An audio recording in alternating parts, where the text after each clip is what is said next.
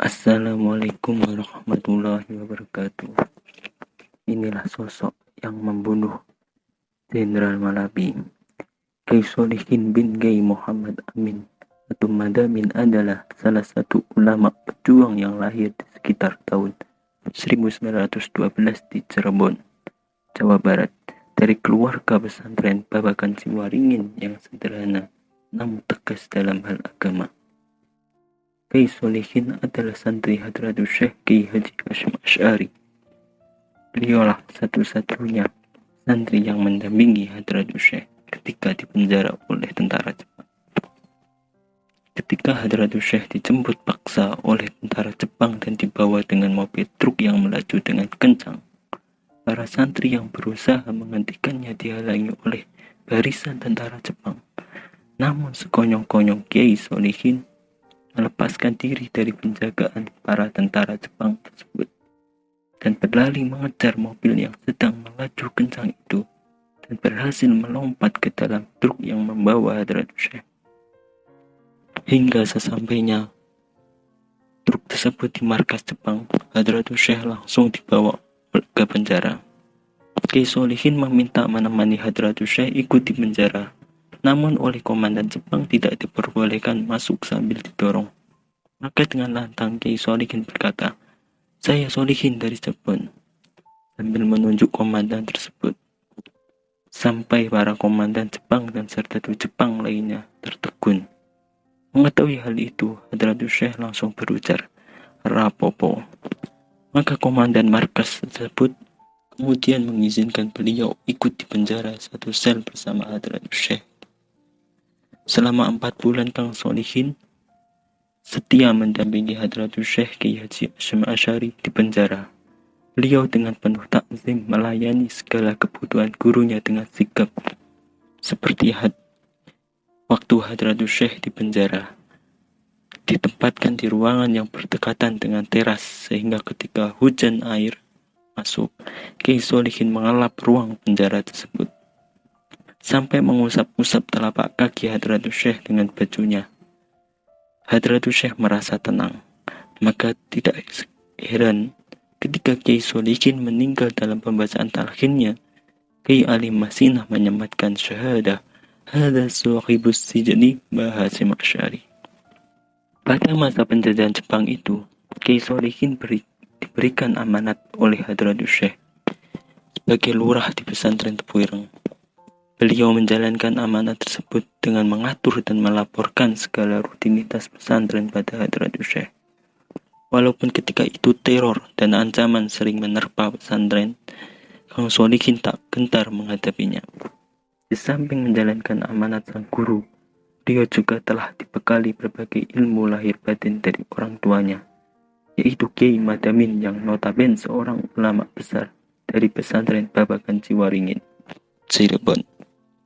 Suatu ketika ada kejadian pesantren Tepuireng, yaitu salah satu santri Hadratus Syekh yang bernama Mas Dawam ditembak oleh tentara Jepang dan jasadnya digantung di sebuah tempat yang terbuka, yaitu di alun-alun, yang mana dimaksudkan sebagai bentuk intimidasi pada warga pribumi dan santri untuk tidak melawan.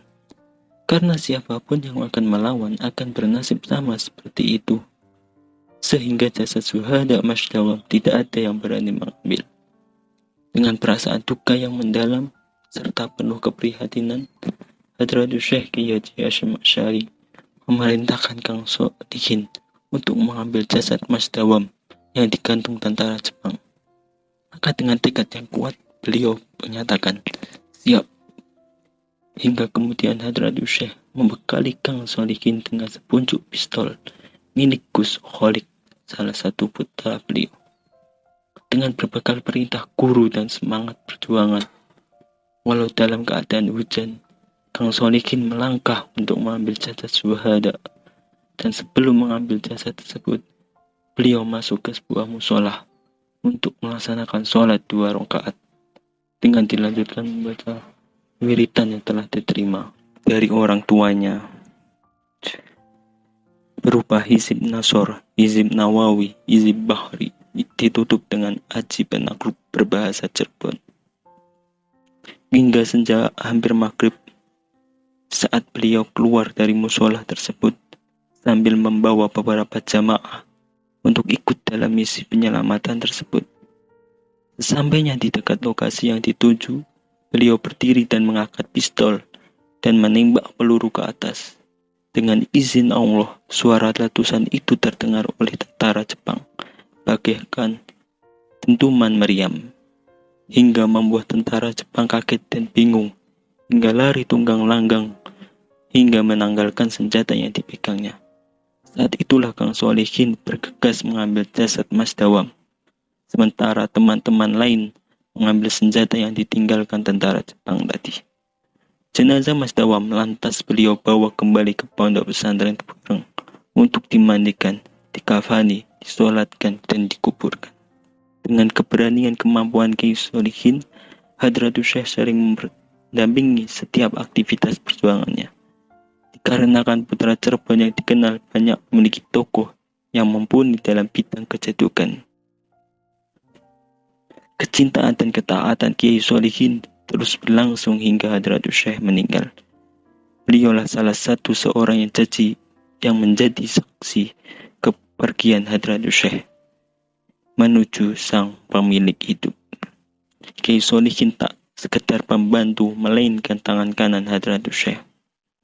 Beliaulah menurut cerita tutur banyak orang yang membuat Jenderal Malabi, sang pemimpin tentara Inggris di Surabaya, dengan kedua jarinya tepat di tenggorokan sang jenderal. Ceritanya pada saat itu, pasukan sekutu datang ke Indonesia untuk melucuti tentara Jepang dan membebaskan orang-orang Eropa yang menjadi tawanan perang. Di antara tawanan-tawanan ini, terdapat orang-orang Belanda juga. Sebuah tentara sekutu datang. Orang-orang Indonesia sudah mengambil senjata dari tentara Jepang. Hal ini yang tak disukai sekutu yang hendak melucuti senjata Jepang. Mereka ingin semua senjata di tangan mereka, karena mereka datang sebagai pemenang perang. Mereka tiba di Surabaya pada 25 Oktober 1945. Pasukan ini yang membuat pemuda Indonesia marah besar karena membebaskan orang-orang Belanda yang ditawan Jepang. Bahkan pemuda Indonesia juga dilucuti senjatanya.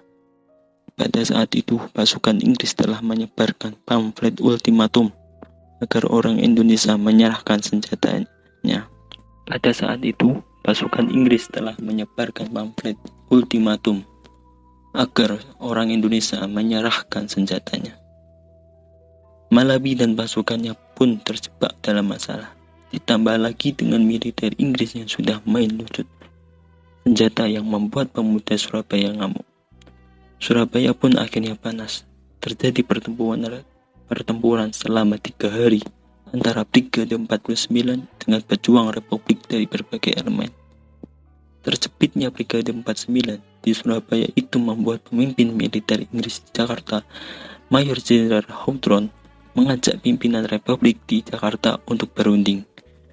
Setelah kedatangan Presiden Soekarno dan pejabat lain di Surabaya, terbentuklah biro khusus dapat menjadi kontak yang menengahi konflik antara militer Inggris dan pemuda Surabaya.